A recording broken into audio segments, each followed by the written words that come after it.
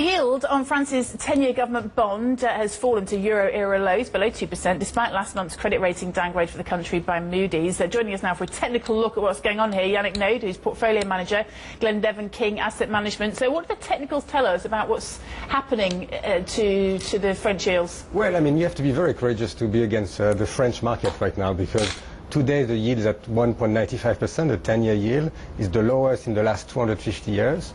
I bring a chart which is the spread between the 10-year French versus the 10-year Germany. And you see that as well, France versus Germany is almost at the tightest. I mean, we were at 0.55 at the tightest. I think after the two downgrade, we should be able to stay within this range between 0.6% to 0.85%. And therefore, slowly all the bad macroeconomic data from France will play against it, and we should see a weakening of French bond market compared to Germany.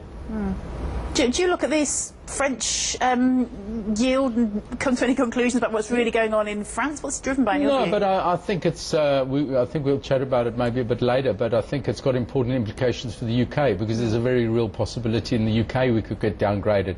And if it doesn't really matter for France, why should it matter for the UK? Yeah, so exactly. I don't know what you think about gilts at the moment, but well, the yield on gilt is a sub 2%. It's like a 170 something right now.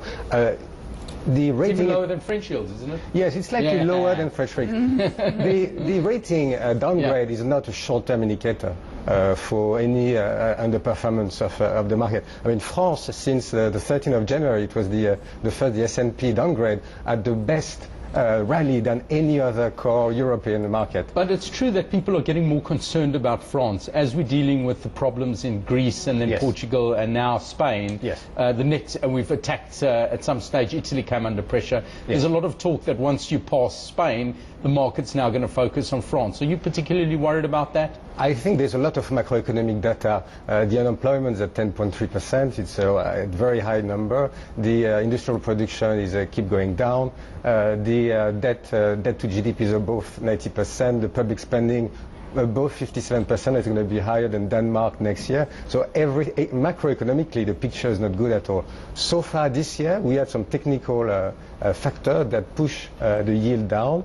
Probably the Central Bank of Switzerland bought 48 people. Some analysts published that they bought 48 billion of French paper, so that pushed the yield down as well. And some foreign investors were attracted to the French market because of the liquidity of the market. It's a 1.8 trillion market.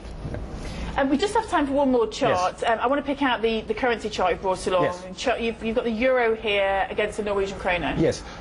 Traditionally, Norwegian Krone was the currency that was attractive to investors in a risk-off scenario, because it's a safe haven, because the balance sheet of the government is excellent, the country is growing. I mean, today we had industrial production was up 4.8%, the unemployment is at 3%.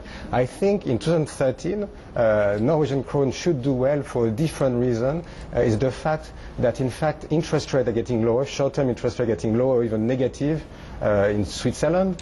It could be negative in euro after what we heard yesterday from Mario Draghi. Short-term interest rate in Norway are still above around 1.5%. You can buy May 2015 government bond at 1.45%, and slowly you could have some attraction into the Norwegian Krone because you have positive carry. Let's leave it there. Yannick, thanks for coming in. Yannick Naud, portfolio manager, Glendevan King Asset Management. Now.